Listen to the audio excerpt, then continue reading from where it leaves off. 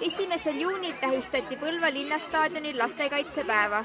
Uurime lastelt, mida see nende jaoks üldse tähendab ja kuidas lastekaitsepäeva nende peredes tähistatakse.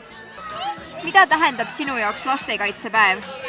Ma arvan, et minu jaoks tähendab lastekaitsepäev seda, et kus väärtustatakse lapsi ja pööratakse rohkem tähelepanu lastele. Mida tähendab ühe päästja jaoks lastekaitsepäev?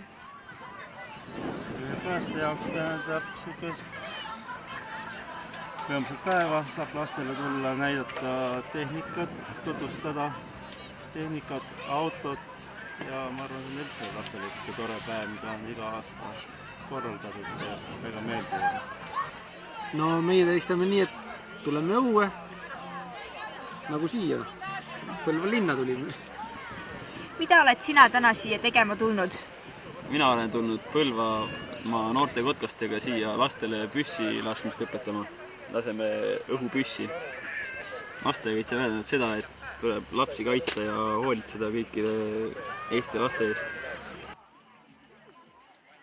Aga mis te täna sellel lastekaitsepäeval tegite?